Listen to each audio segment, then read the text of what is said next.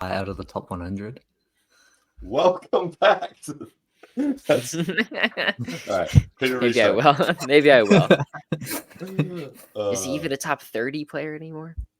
Welcome back to the Hoops Temple podcast. Y'all know me, Nathan Schwartz.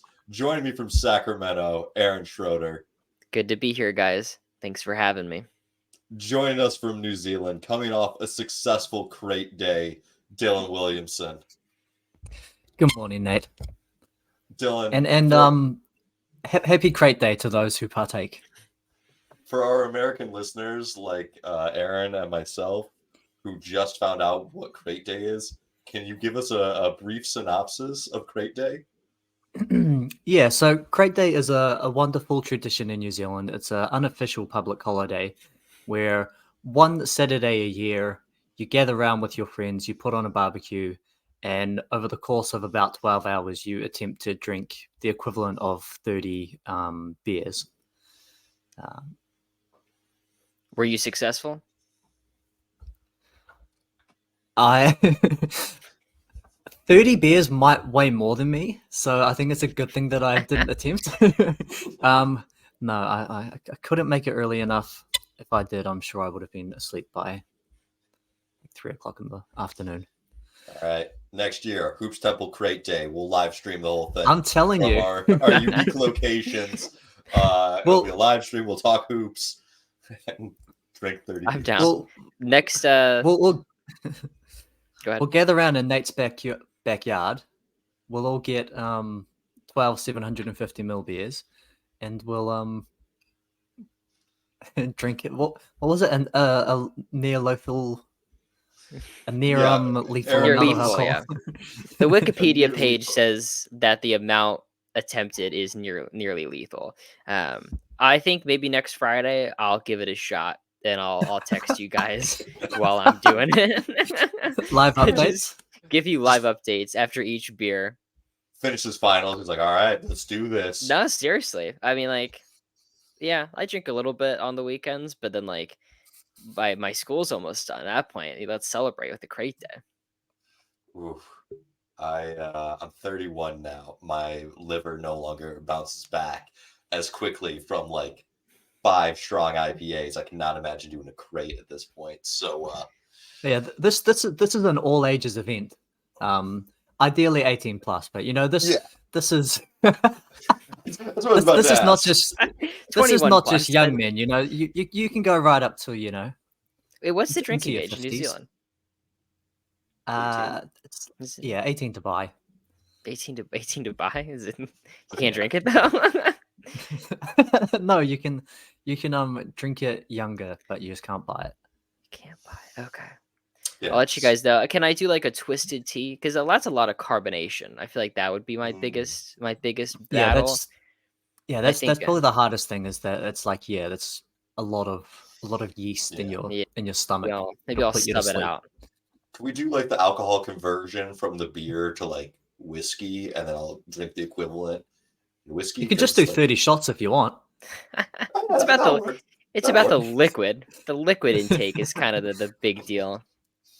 I went to a friend's Friendsgiving for Thanksgiving yesterday, and I brought a 5th of wild turkey bourbon because we needed turkey at the party. I felt like that was a good pun, and I appreciated it. I don't know if anyone else did, but I drank the 5th, not the whole 5th, but we finished it. How'd you feel? So, yeah, good times. Good. A little rough this morning on the dog walk, but still got up at 7 a.m. Walk the dogs. So no big deal then. Yeah. No issue at all. No big deal. You could do that every day. No. What is a 5th? How much volume is that? What are you talking? Is that like a 5th of an? Listen, you're asking Americans to explain how much any of our measuring stuff is. It is. What is it a 5th of? 750 milliliter bottles. Okay. Usually it's of liquor. Yeah. Okay. Looked it up. If we're talking about an 8th, then I know what that is. But 5th is. All right, we got off the rails. All right. All right. Let's talk top 100 stuff. We wanted to come back. We wanted to revisit our off-season rankings. Kind of, hey, who were we too high on? Are they going to right the course? Who were we too low on? Are they? Is this sustainable? Gentlemen, do we want to start at the top, the bottom, the right side, the left side, the inside, the outside? Aaron, Dylan. I'll take the inside. Now I wasn't here for the top 25. I was off camping, and you guys took it over. On my initial rough draft of this list, I had De'Aaron Fox at 14 and Domantas Sabonis at 27. You guys landed with Sabonis at 20 and Fox at 23. Would you guys take mine right now?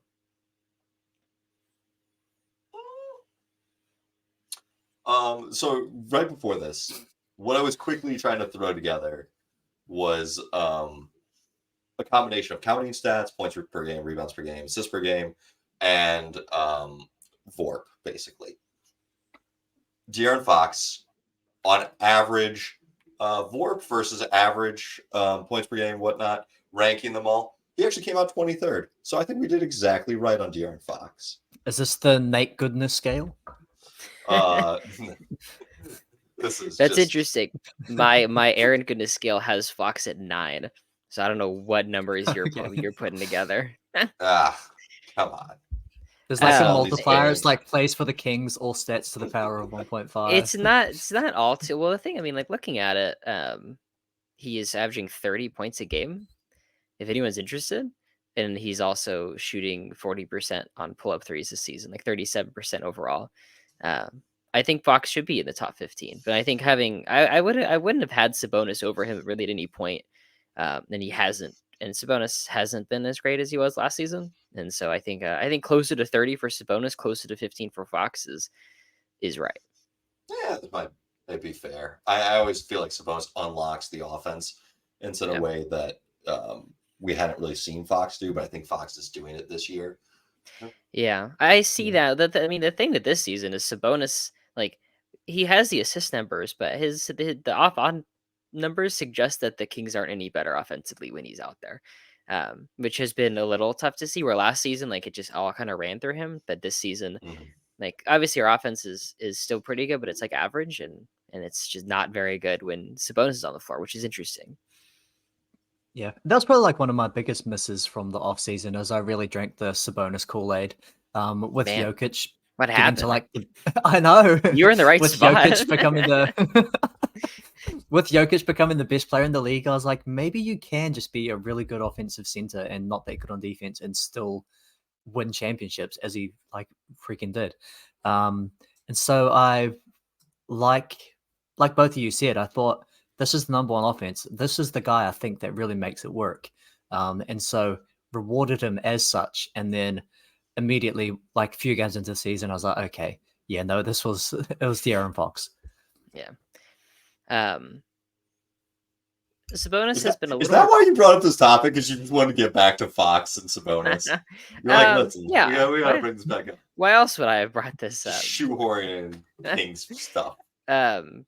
He's averaging 30 a game. What do you want from me? No, I mean, listen, what Fox is doing is really impressive. I thought it was interesting. We've got a kind of group chat with the other TikTok creators. Jokic Joestar put out there, hey, who are your guys' top 5 MVP candidates? Is there Fox for MVP buzz? I feel like that is a bit premature, but not insane. And I think that does say something about him. I know when Dylan and I were working on the top 25, we were kind of like, I don't know if LeBron is going to be a top 10 player this year. We know putting LeBron, Kawhi, and Jimmy Butler all outside that top 10, but we're like, who is going to step in and who is going to be those guys? And I think there's a chance that, hey, we end this year and maybe looking at next year, Fox definitely top 15, but potentially maybe even top 10, depending on how we're feeling about some more of the legacy guys as we see how. I mean, I think Kevin Durant's playing fantastic right now, but I don't know if he's going to hold up. And if he doesn't hold up, there's more room in top 10. Is Curry going to be able to stay top 10? And like, they're both playing good now, but there's room. And just like eyeballing it, top 15 seems about right for Fox right now. Yeah. I mean, guys we had above him. And then Sabonis back into like the 60s. Yeah, back in the 40s. I'm fine. I'm like, I think, like, honestly, let me look back. Yeah, like, I don't know, 30, 35, 30, 30, 30-ish, 30, mid 30s. I think there's like really easily, quickly identifiable 6 guys in our 11 to 17 range, um, who just should not be there based on what they've performed like this season. That's LeBron, Kawhi, Jimmy Butler, Damian Lillard, Donovan Mitchell, and then by virtue of not playing yet, Ja Morant. That's a lot of free real estate right there for the likes of Fox or Anthony Edwards or Halliburton to kind of jump into. I wanted to ask you, Dylan. We had Kawhi at 11, which I felt totally fine about heading into the season. What have you seen so far, and where do you think you'd have him now? Um, it's been a little bit rough for Kawhi because for the Clippers team to succeed, the idea is that Kawhi is just like this guy who's just going to turn it on in the playoffs, turn into Toronto Raptors Kawhi again, and carry an offense. Um, which like those flashes, he still showed those last season. Like there were times where like he's like, okay, I'm taking over, I'm getting to my spot, and there's just nothing you can do about it. And I feel like I don't know if the stats lay this out, but the eye test says those moments haven't really been there this year. And for the most part, I think Paul George has been the better player. Paul George, who we had, sort of in the lower teens. Um, and so, yeah, like Kawhi outside that top 10 was probably a good call. Probably should drop down a little bit lower. But on those guys that we mentioned, those Kawhi, LeBron, Jimmy Butler, Damian Lillard, those guys that we're saying should be dropping down.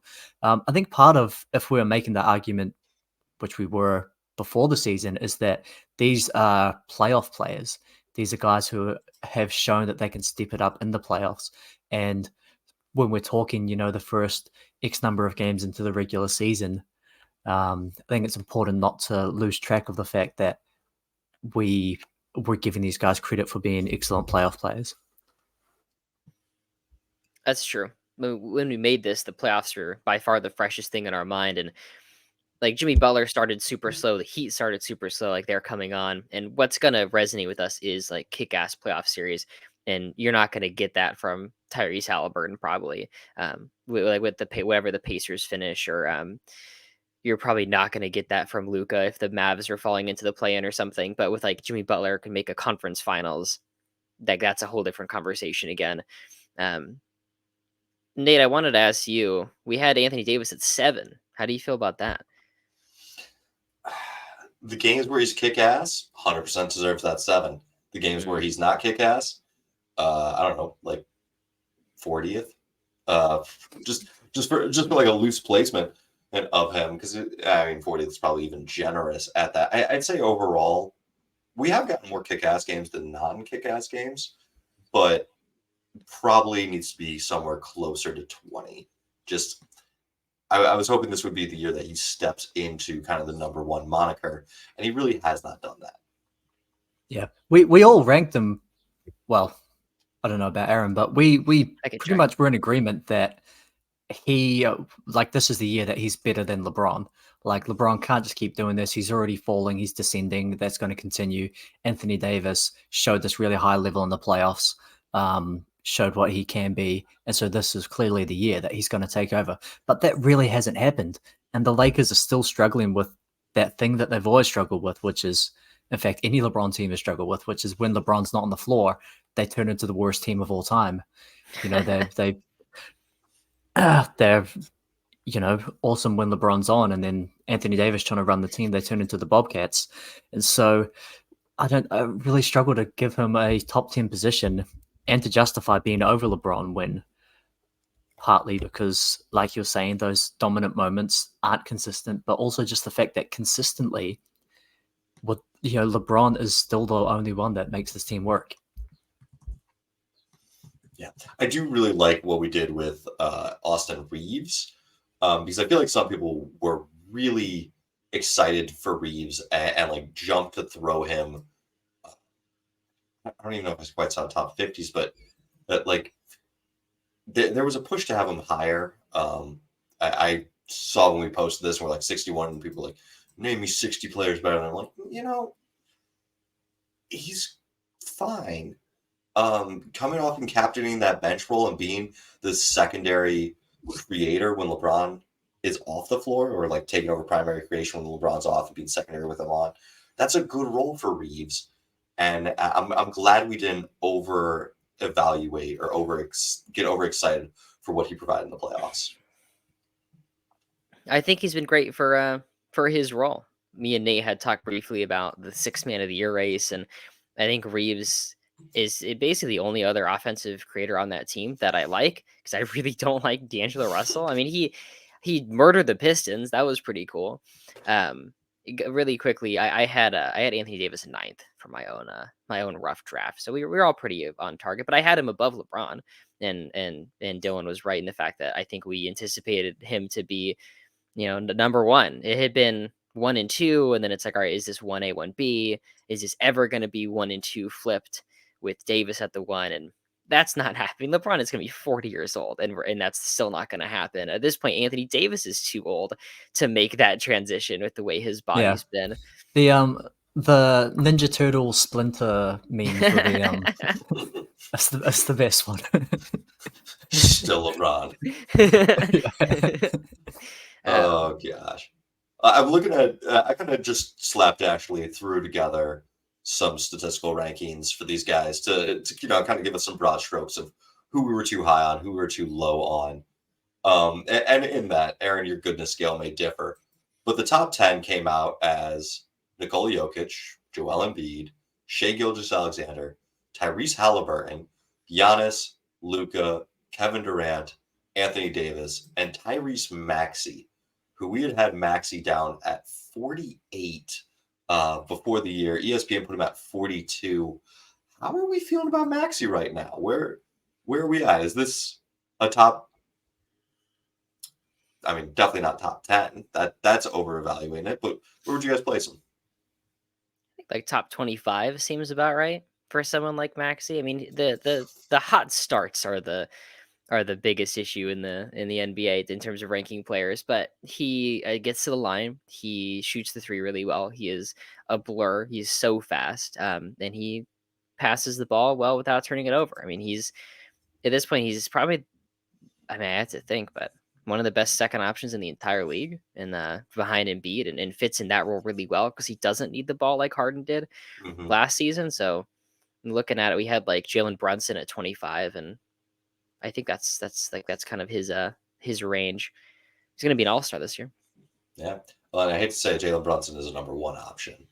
That's true. That's true. Unless you're just really gung ho on Randall, which who were they playing? They were playing the Raptors the other day, and I really like. Who's gung ho on Randall? Randall stock. I do like Nick Randall. I just like it when he doesn't shoot. I like it when he bullies his way in and then makes a good pass, which is still like a 2-to-1 chance that it's a good pass versus a turnover. So, Well, he started the year shooting like 22% in the first 10 or so games. And then after that, he had a stretch where he actually was pretty good. Like he was scoring effectively, and the Knicks are winning. The Knicks have been winning, but his numbers are never going to recover from that like Eisenhower era basketball that he was throwing up. Yeah. Two other really interesting names that were in the top 20 of that quick statistical formula that were pretty far down on ours. Scotty Barnes, 57, and Alperen Şengün, we had it 97. And ESPN left off entirely. Casey's like the 20th best player per this model, which, he's at 19. 3 minutes. For me, I had Barnes 18, Şengün 19 in the stats. Also, Maxey was 15. So, God bless the small sample sizes. But I think that's not totally far off. I mean, Şengün last season was just. Well, the Rockets were the worst team in the league, or one of the the worst team in the league, and he was kind of fun, but how fun is it when you lose by 30 each night? But he's translated that into winning basketball, and he's scoring really efficiently, and he's passing better, and like honestly, defensively, he's been fine. Like I think he's just so stocky and so strong that he is just able to kind of be a presence down there. Yeah, that's the biggest thing for me is that. In ranking this guy, I just could not foresee a way in which his defense would be good enough to have a decent defense. But the Houston have been awesome on defense, and that isn't some sort of anomaly that changes when he's not in the game or when he is. So he's shown that he can be part of a successful defense and was always the sort of budding offensive hub. Mm-hmm. I He's will gone from always 15 points. He's gone from 15 points and 9 boards and 4 assists to 21 points and 9 boards and 5.5 assists on 54% shooting, and he's shooting 32% from 3, but 2.8 attempts is like that's enough for people have to think about it. Mhm. I will always say, like, defense, rim protection is better than anything else. But getting some guards out there who make you not have to defend the rim as much has a lot of impact and a lot of value still. Like Fred VanVleet 2 years ago, maybe it was last, 2 seasons ago, 1 season ago, was this first or second in the league in deflections. And a lot of the really more defensive hustle metrics really like what Van Vliet brought. It was charges, it was deflections. And I think just taking some of the pressure off of Şengün, where, hey, he doesn't have to jump with these guys and contest as many shots, but he just has to move his body and get into the right position, has done a world of good for his defensive abilities. Yeah. One thing that I'd really like to see in a stat become publicly available, I don't know if it already exists or not, but it's just like pick and roll defensive stat, which is like what percentage do you get over the screen, what percentage do you go under, what percentage do you switch? Because I imagine that Fred VanVleet must be like near the top of the league in getting over screen percentage, which is like what you need when you don't have a really elite defensive anchor. Yeah. Just stay with your dude. I think we're in the ups. Go ahead, Nate. Oh, I was going to say, VanVleet's another guy that I think might have. I mean, he did kind of outperform where we ranked him. We put him at 47th. I think, looking at some of the metrics, there's probably a good case that he's a top 35 guy. Where did he end up for me? I had him 44. Yeah. But All right, so on our the 47 wasn't that far off. on the current list, yeah. I feel like we're in the upside down world where Houston's offseason actually makes a ton of sense. And they nailed it, and they brought in 2 like really gritty defensive players that could space the floor and could create offense on their own. I mean, VanVleet is averaging close to 10 assists per game, isn't he? Right? Yeah. And like he's just. I mean, we wanted that for so long. A guy that could get Jalen Green and Jabari Smith and Şengün and the other players that they have. Who's it? There's a 4th one, isn't there? There's just Jabari those 3 Smith? young guys. I said Jabari Smith, Green, and Şengün. Okay. Yeah, that's their core. Okay. There's Eason. Yeah, Some that's love on us. Tari Eason. Tari Eason. Yeah. But to make like Jayshawn Tate. Sure. To get Jalen Green, 28-year-old Jayshawn Tate. to make sure those guys didn't have to like run the entire offense on them by their own, because they're really not cut out to do that. And like here's a guy who could get 15 assists in a game and run the offense really well. Yeah. I'd say the one the one knock against VanVleet is that Houston's offense hasn't been really great. And it's even worse when he's on for some reason. It's abysmal when he's on and just bad when he's off. And so like that's maybe hinting at something, but I think the defense is the big thing that's the way Houston succeeds, and he's a big part of that. I'm willing to guess that what that is when he's on, you're also got him and Jalen Green, and having 2 kind of inefficient shot chuckers doesn't go as well. Having one of them on, you kind of get by. Yeah. The 3-point percentage for VanVleet getting back up is very good though. That's the way that he's able to add value is volume 3-point shooting, and he's back up to the high 30s after being in the sort of mid to low 30s. Ime Udoka is such a great coach. I'm gonna give credit to Hoops Temple guest star Montaigne. Called that out in the offseason. Said that Ime Udoka would change the Rockets culture. And that was a great take, because I think a lot of us just hated their offseason and thought it was stupid and like, oh yeah, but they brought in Udoka. But I mean, you saw him get ejected last night against the Lakers. Like, not that I like when the coach gets ejected, but he's fucking tough, man. Like, he gives a shit. he cares about winning, and it's like it's obvious that that's kind of brought over. And the guys who also really care about winning, Van Fleet and Brooks, like totally have shaped this team. It's hard when you go from like such a development phase and you're bringing this coach and like, listen, we got to develop the young guys because development and winning very rarely coincide. We have to give minutes to guys who are probably not our best options because we want to be better in the future. And Ime has not been under that pressure at all. He has been fully unleashed to play his guys as much as possible. Like, I've seen a lot of criticism of Monty Williams and how he's handled the Pistons. I don't think he's handling them great, but also it wouldn't shock me if there is some sort of management or front office. Hey, we really need these draft picks to hit, so you really need to play these draft picks a lot because he's not giving any minutes to established players. Like Joe Harris is completely out of the rotation and looks like he was just there to get the picks there. They finally got Bogdanovich back, and the whole team would make a lot more sense if they were playing some of these veterans. I don't want to say the Pistons should do the Rockets model, but you might need to. You got to get some veterans out there who can play. I want to note about the Rockets. I mean, we mentioned that they're going to win and develop, but I mean, they're still probably going to get to like 32, 33 wins. Sure. I mean, they're 8-9. It's not like they're going to make the playoffs and develop all these guys. But I mean, the Pistons have currently lost 17, 16, 17. By the time people listen to this, it'll probably be 25. Like, where does the Pistons losing streak end? I mean, they play Memphis soon. They got Bogdanovich back. They almost beat Cleveland. Any day now, they're going to pick up a win against another team. I'm in person watching the Wizards game, them play the Wizards, and I'm looking out there. I'm like, man, Danilo Gallinari is kind of nice, right? Uh-huh. Like, oh man, that's a sad place to be at when you're thinking, man, Danilo. There was a moment where he like it wasn't quite a punch, but it was like he shoved Denny Avdia because Avdia was complaining and missed getting back on a rotation.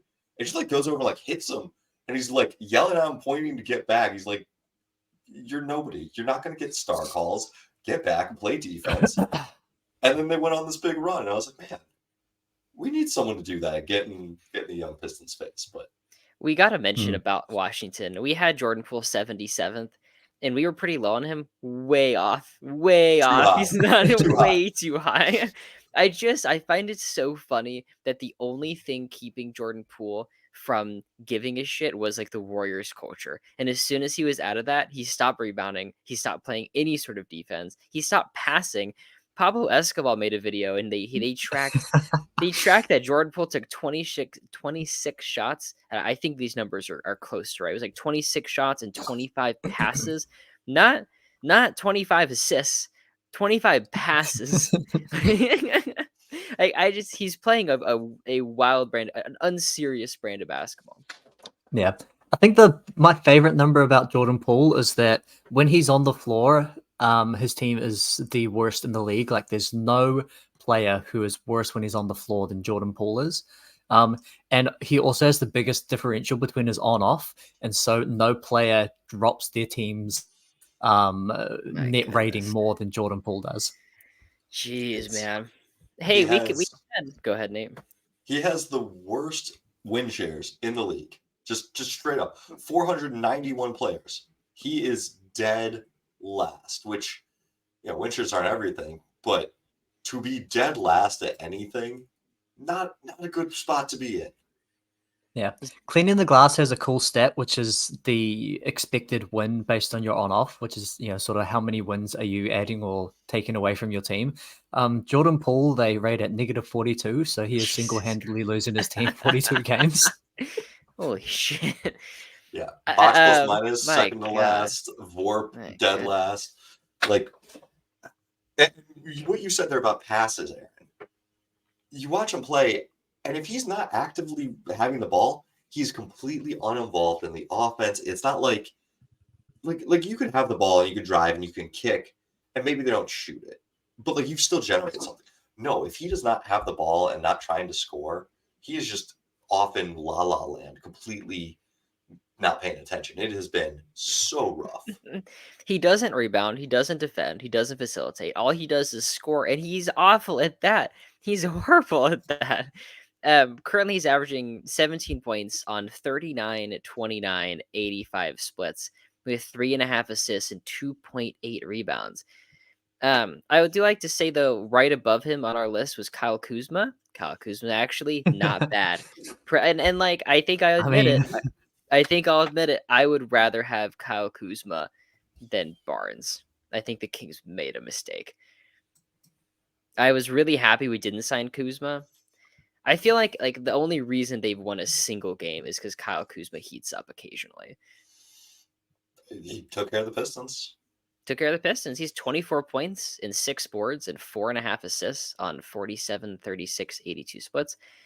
I mean, it's good stats, awful team, but it's not like Jordan Poole stats. I don't know. I have Kuzma stock still. My wife asked me, so we went to that game and Kuzma played really well. And my wife asked, like, hey, is Kuzma known for doing this? Like, was this kind of a unique game? Was that? And I was like, actually, what he's known for is wearing a giant pink sweater. Got that shit on, man. Got that shit on. So now she Googled that and has like joked about, I should buy a pink sweater like that, like a couple of times. A couple of our biggest misses were Pistons players. We stuck Jaden Ivey in at the tail end. Absolutely hasn't been there. I tried to lobby for Cade to be higher. Cade has been rough. I'll defend Cade a bit. Can I defend Cade for a second? Yeah. He has the worst supporting cast in the entire league.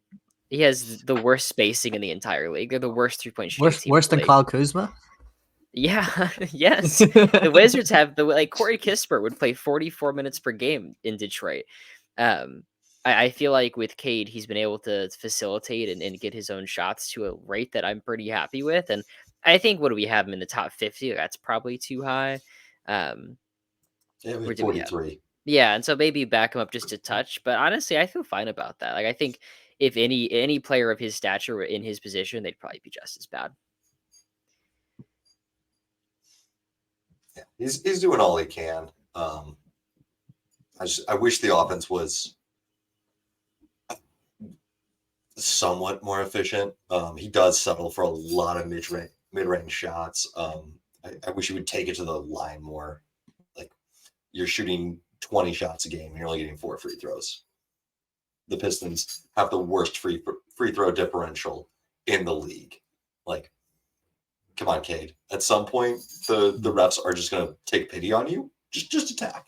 They'll take pity on you. Cade's most commonly played lineup is Killian Hayes, Cade Cunningham, Asar Thompson, Beef Stew, and Jalen Duren. So that's like 3 3/4 of a non-shooter around him. Yeah, seriously. Like there's not it's not a lot of spacing for that poor dude. It's not. They got Bogdanovich back, which is fine. Like I think he's not going to turn them around, but I think it's a difference between like a 3-14 stretch or 17 straight losses. And I think they'll pick up a win pretty soon. It depends what you mean by turn around. Like they're on like a 8 win pace at the moment. Maybe with Bogdanovich they get into the 20s. So I'd call that a turnaround. Possibly. Yeah, no, for sure. I love hearing about how bad of a draft this is going to be too. Just kind of looking ahead of maybe we'll get someone. No, we need a bad draft. We're so due for a bad draft. That's the thing. All these drafts have been so good. The league is so stacked. We need a 2000s draft again. I was thinking about how good this draft was. There's a lot of guys I think could compete for top 100 status next year. Because we don't put in rookies, but I'm just going to read names, and you tell me when you think one of these guys won't be a top 100, or at least knock on the door for top 100. Victor Wembanyama. Yeah. Chet Holmgren. I'll be in there. Jaime Jaquez Jr. Yeah. Brandon Miller. No? No? I mean, our 100th ranked player was like, It was Valanciunas. Jaden yeah. Ivey. Yeah, I think to be 100, you only have to be better than. I could picture getting those guys in there. Derek You got to Lively. be like a clear starter. Yeah. All right, maybe in a couple of years, some more of these guys. But like, I've really enjoyed this Yeah. rookie class. Yeah. I was on the Jordan and Hawkins kick last week. Just watched OKC Dallas earlier this morning, and like, Lively does what you want him to do. He catches lobs really well. He gets to the middle of the paint and will do like the one dribble finish.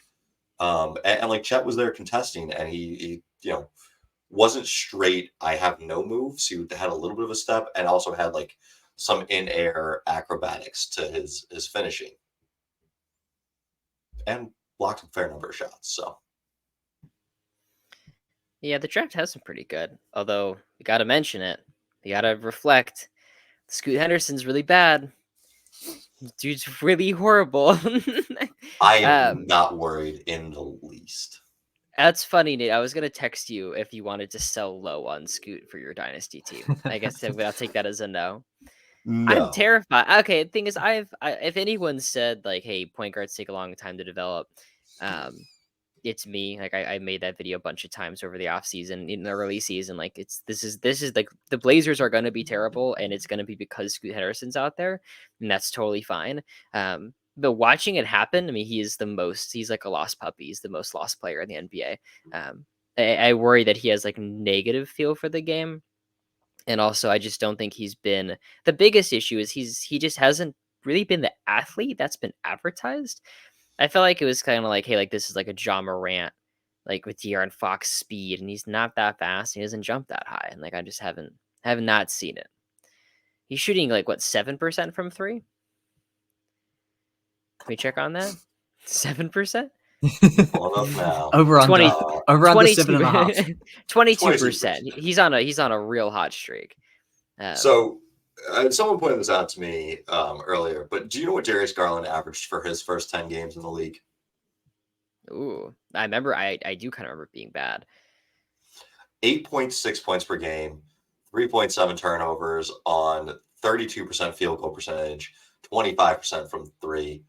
That's basically exactly where Scoot's at right now. 9 points, 4 assists, 35% field goal. Like we've seen this, and it hasn't been a death sentence. It's not like he can't recover from these numbers. And when I watched them play the Jazz. He has the feel.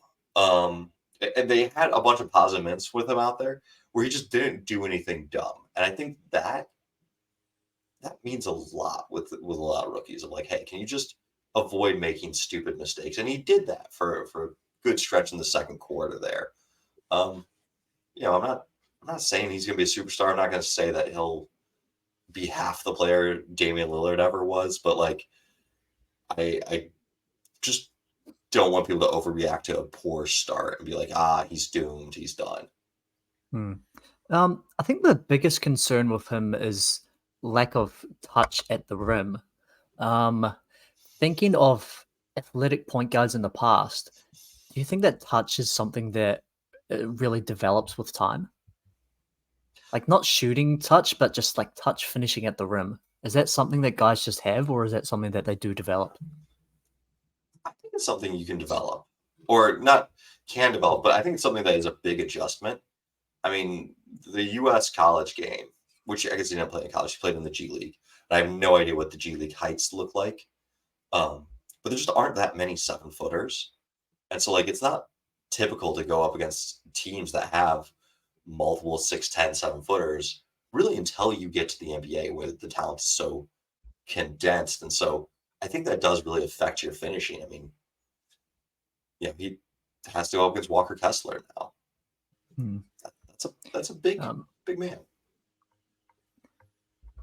I've got the bottom 5 in at rim field goal percentage throughout the league as soon as it filters with this huge amount of data that it's dealing with. Our bottom 5, Cody Zeller, kind of rough for a big man. We've got Otto Porter, who's at this point totally washed as a athlete. We've got good friend. Where are we?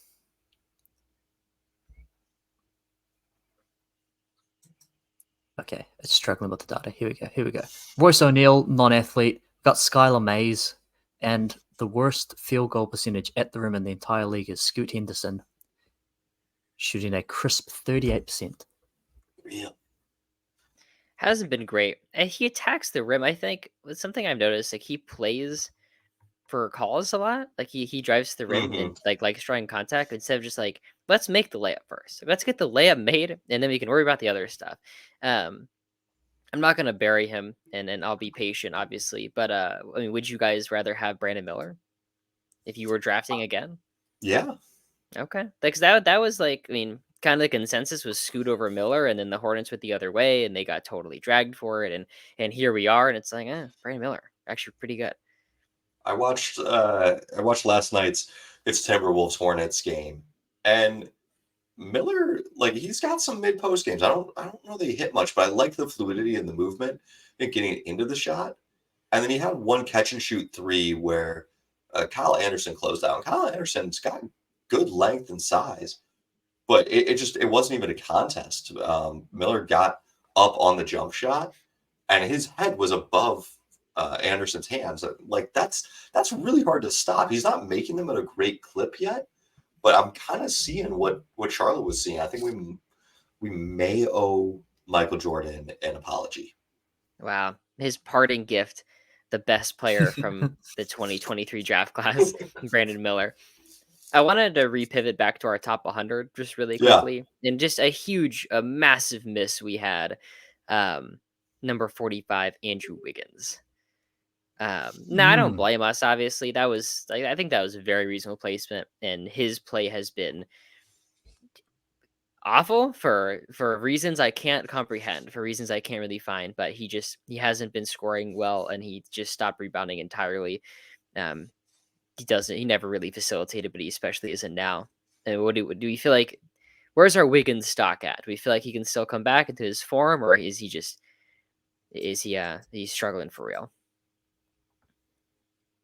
I mean, I've been the champion of the Wiggins bandwagon for a while. I think he can come back. I think he had a really good game. Was it 2 games ago against Sacramento? I was there. I watched that shit happen.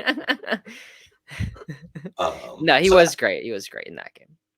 I think he can fully bounce back. I think Dylan actually hit the nail on the head with not having the ball in his hands as much, with Chris Paul being in around, has really affected him. As soon as Chris Paul went out, he had that really good game. Also read an article that just gonna say I read an article from, I don't remember what it was or whatever, probably some anonymous source, but that the Warriors were disappointed with Wiggins' conditioning, that he was just very out of shape, like he's not in game shape. And that's like, like one thing that you could say is like maybe an explanation is he's just not in shape at all. Like he's just gassed. That's why he sucks on defense and he can't hit a shot. He's just out of shape. He hasn't been practicing or whatever. He went through that. But that is, but like that is something that can fix itself. You look at Luka Doncic. He works his way into shape every year. Maybe this is the Andrew Wiggins. Exactly. This is the Andrew Wiggins path. That's got to keep him out there, keep him running, and he'll stop one of the most random fall-offs in recent NBA vintage. I feel like that would make so much sense, though, if he did just start sucking again. Like that would make sense. Look at very Andrew Wiggins, right? Yeah, he was terrible for like 6 years in Minnesota. Yeah, actually, it was one of the biggest like turnarounds from like being really bad to being really awesome. Like he was like inefficient ISO scorer who did nothing, and then just became like elite role player, defensive god, and spot up shooter. And so like this is the regression to the mean of those two. It feels like sometimes we see players like go out to prove people wrong, and I think Wiggins is kind of the ultimate example of that. He was not good in Minnesota. I mean, Game of Zones freaking made a joke about like, is that his heart that got ripped out of his chest? Nope, it's too big. Like, It might have been about cats, come to think of it. But like, you could say it about either of them, is that neither of them had the drive or the intensity. And like, he gets to Golden State and he actually tries and is really good. And if he just bounces back to what everyone said about him beforehand, wouldn't be the biggest shock. But I still believe that he won't do that. His current numbers are 13 points per game, 4.5 boards, 1.2 assists. Which at that point, it's like that's like accidental assists. Like you dropped it, and it's like, oh, Steph just shot it from there. 43% from the field, 27% from three, 59% from the line. I remember making videos about Minnesota Wiggins because people were like, people on TikTok had said he was 20 points per game, like he was this great player in Minnesota. It's like, well, I clearly didn't watch that happen. And the point was, I mean, he was getting 20 points per game, but he rebounded like a guard, he facilitated like a center, and so all he really had was scoring, and he was one of the worst efficiency scorers in the league, and you kind of had basically nothing you liked. Mm-hmm. Maybe we're back again. Maybe this is it. This is the real Wiggins piece. Dylan's delivery is here. What do you got? Oh man, maybe it's that second case so he can redo K-State. I was kind of looking at some of the guys that maybe have outperformed some of our projections, and a lot of them, actually, just looking, have the commonality of playing in Minnesota. Rudy Gobert, Mike Conley, Karl Anthony Towns, all kind of jumping up in my quick statistical model. They've also been a fantastic defense, and they've gotten a couple of wins in a row now without Anthony Edwards. Have any of you guys watched much Minnesota? Have I watched Minnesota? Watch much Minnesota. You got Minnesota takes? Sure. What They're great. We came into this. We dropped Rudy Gobert. We put him all the way down at 52. Karl Anthony Towns at 36, probably a bit too low. 24 All-Stars. Maybe actually at this point, a lot of times we got like 28 All-Stars because of injury replacements. But Cat, I've loved his aggression. I loved seeing him catch and either immediately shoot or catch and drive. Like the decision making seems to be quicker. He's not as hesitant to either make a play or a pass. And there were some big to big pick and rolls between him and Gobert that just left Mark Williams being like, guys, I am Mark frickin' Williams. I cannot guard both of these guys at the same time. And I really enjoyed Gobert's aggressiveness and rolling. And then Mike Conley, is he having a career best in assist to turnover ratio? I think it's been really insane. What is he? 6.2 assists to less than one turnover. Or just fantastic playmaking, a true steadying of the ship. Still got it. Still got it. We had him in our top 100. That was right. This is the best Wolves team ever. Ever. The Wow. 04 team is really good, right? And it's that they won 50 plus games and MVP Garnett. But man, the Wolves team has good shot makers at the end. They have a crushing defense, a ton of size. Naz Reid. They have Naz Reid. Sixth man of the year. No. Come on, Aaron. No. We're gonna have to have this conversation at some point. It's not Malik just Monk. Malik It's Monk. obviously Malik Monk. He's the only one with this kind of offensive responsibility. What odds would you give me that's not Malik Monk at the end of the year? It's Malik Monk. Everyone's going to understand eventually. He's going to have so many 20-point games and clutch game winners. And it's like, okay, all right, it's Malik Monk. There's nothing else to say. It's Malik Monk. He's the best scorer off the bench. He's the best facilitator off the bench. And he's the clutchest player off the bench as well. Yeah. Okay, I'm down for it. Thank you. Put some respect on Malik Monk. Dylan's I will say, looking at some of the other guys that kind of outperformed just in the quick statistical model poll, it's been a lot of the kind of the more steady, stable guys. Like Jonas Valanciunas looks better, or in the numbers. Tobias Harris has kind of returned to form. Jared Allen, Mitchell Robinson, Clint Capella, guys we didn't even rank, but have kind of moved up a bit in the rankings. It's from where we would have had them. Just an interesting tidbit for people who want to do this. but like maybe not get too hyped about some of the young guys. Some of our biggest swings and misses were Ivy, were Josh Giddey, were a few other of the Giddy. young guys. Yeah. Yeah. Messed up on the Giddy stuff.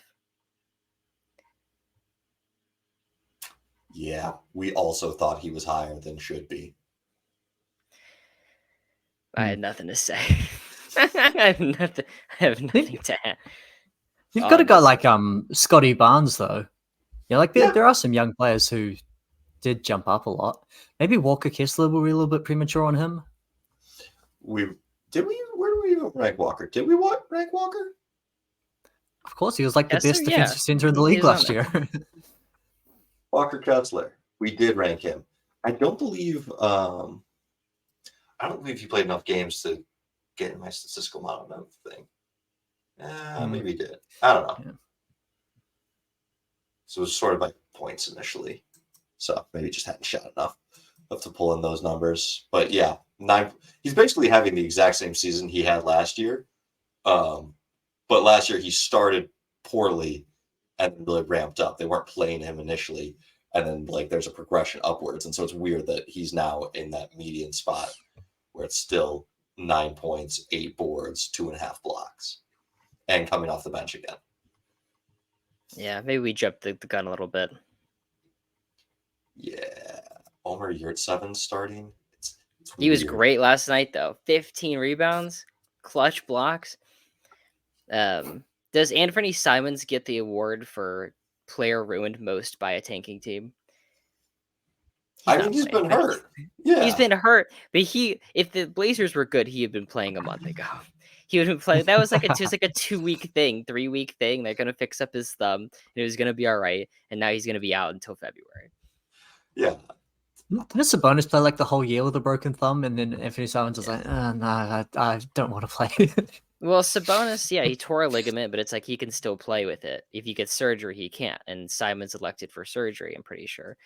And then the Blazers probably tore that ligament themselves, like in the middle of the night, just walked in and yanked on his hand really hard. And it's like, you're getting surgery, and we're gonna win So, 15 games this year. They're like, okay, you've got a choice. You can either play for the Blazers or you can get surgery. He's like, yeah, surgery. Let's do it. I mean, the surgery looks like it was supposed to be a 6-week return, which would be end of next week at this point. So we might see him soon. I feel like you got to run him out there for a little bit, maybe just even to like try to have some trade value. I don't think they're in any fear of not being a bottom 4 team. Like they're gonna pretty get locked in. Yeah. There's also, a fair number of teams that are actually trying, like Chicago, for some reason, always thinks they have a chance. Not for long. What's interesting is like I think the Blazers are worse than Charlotte, but Charlotte just lost LaMelo for a long period of time, and so they're gonna struggle to win games. Yeah. Charlotte has an interesting Gordon Hayward's salary is expiring this year. Pretty decent deal. He moves the ball well. Well, it could be a nice connecting piece for a team that put together a package for him. I don't know entirely what they do, but I'm kind of just watching a lot of these teams and thinking, all right, who is the tradable assets on them? Who on these bad teams is going to hit the market? Because I think there's a fair number of teams that will become sellers at the deadline. Toronto, maybe ever in their history will they ever do that? I mean, the big one's Chicago. And it's the Caruso sweepstakes. I don't think anyone wants their other players. I think you almost have to package Caruso with one of the other guys to move them. Like otherwise, Chicago doesn't want to give up an asset to move DeMar DeRozan, and that's probably what it would take. LaVine. I can picture DeRozan getting something back just because he isn't expiring, but I had convinced myself that LaVine would be worth it for Sacramento, and then he threw up like some of the worst games of his life, and now I'm out. I'm out again. I'm not interested. He's worse than Malik Monk. You don't want him taking his minutes. I agree. At this point, I agree.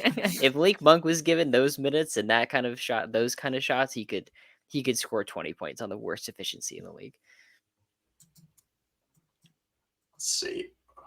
Just pulling up the Kings cap situation right now. Because the other big thing with LaVine is making $40 million this year, and I think that goes up to 48 in 26, 27. Yeah, it's got 4 more years on it. So to hit LaVine's salary, we're putting in Harrison Barnes. You would not give up that Herder straight up for LaVine, right? No, I would. All right, so, I would. Okay, so if you give up Herder and Harrison Barnes, you are still $7 million away. So let's go ahead and toss in Davion Mitchell. Yeah. Well, that gets you up to 38. That's probably close enough. Would you make It's a not. trade? You need more. Harrison- Barnes, Herder, Davion. Yeah, I could be I would definitely convince myself that isn't the worst deal in the league, even though it probably is. And then if you're Chicago, does this deal help you enough to make this deal doesn't it resets your cap space basically. Although Barnes has 3 more years, Herder has 3 more years. These are long-term deals. You probably don't want to do this if you're Chicago because now you've got broken up pieces. I mean, maybe you can resell them at some point, but I don't see the trade out there right now. Come on, Nate. You know it's the Lakers. You know it's the D'Angelo and Rui. The Lakers have the contracts to make it happen. The thing with the Sacramento deal is why do the Bulls take that? I have to scrap together all of our worst D'Angelo, assets. Rui, and Austin Reeves. I would trade Reeves for you for could convince LaVine me. and Caruso. Yeah, that'd be great. Yeah, seriously, D'Lo, Reeves, and Hachimura for LaVine and Caruso. That's a great deal. Just to bring Caruso back to Los Angeles, I'll take it. I do want to bring Caruso back, but at this point, if I can get Caruso for D'Lo, absolutely. But LaVine at that salary, at that no, it just doesn't do anything for me. He's already a guy that deals with apathy issues. He's 28. Do we think he's going to get better? No. I'll keep Reeves. Great. Oh, who talking about? LaVine or Caruso? LaVine. Do not want LaVine. Caruso. If we can get Caruso at a reasonable price, absolutely. But is the DeMar DeRozan trade better or worse than the Westbrook trade the Lakers made? Would that be basically the same thing? The star player that needs the ball that can't space the floor. This is great. I hope you guys make that deal. This is awesome. I love the Lakers because they will make some trade. They'll make some dumb trade. We do make a trade every year. Mm-hmm. Zubac for Mike Muscala. Was that it? Right? Yeah, that was the deal. Yeah. Cooking up. The huge, the huge wok they have at the Chinese restaurants. That's them cooking up the Zubats for Mike Muscala trade. All right, I want to refocus us back to the top 100 conversation. Because I've got a couple of names, but who are some of the names that were not in our top 100 that you guys think maybe should have been, or who have really outplayed and deserve some consideration?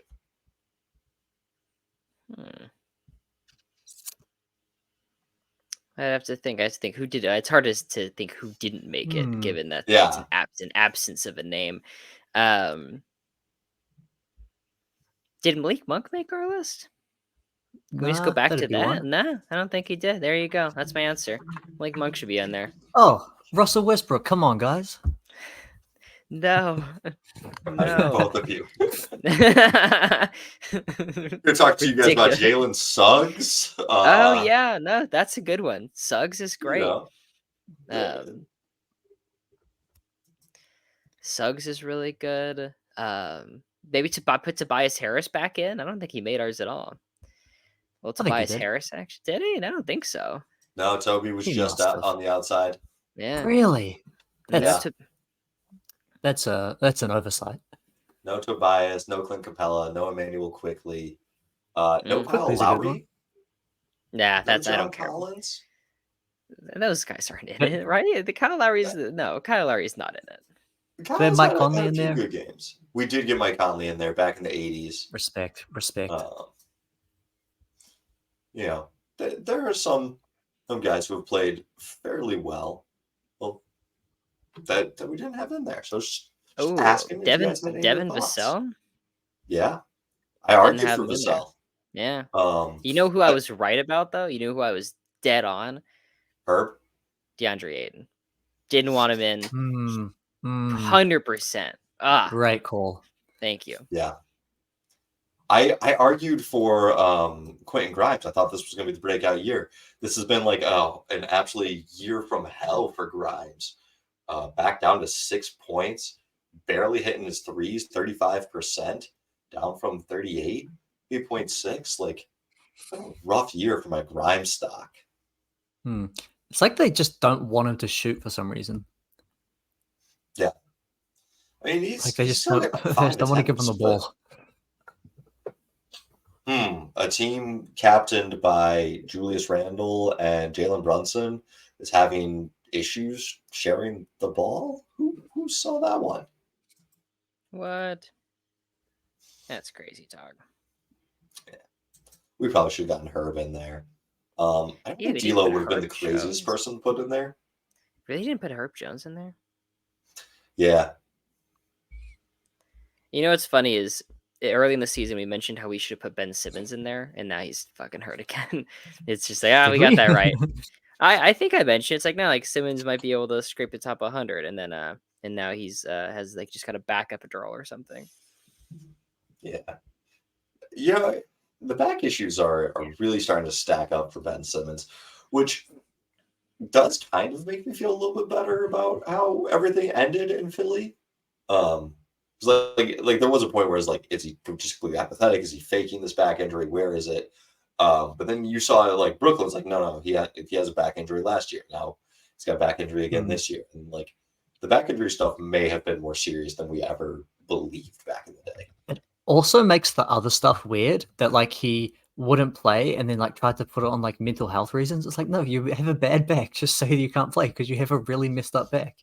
Like, why do you need to bring in this hard to argue mental health stuff? Like, you've got a bad back, you can't play. Just roll with that. I think that might be a little bit because if you say I've got a bad back, maybe It's other teams don't verifiable. want to have you.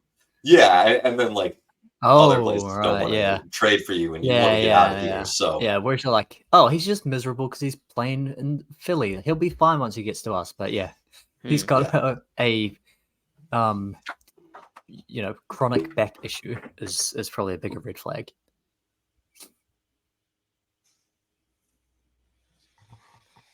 Well, boys, an hour on top 100. I did have one more question, just Sure. On some of the top 100 guys.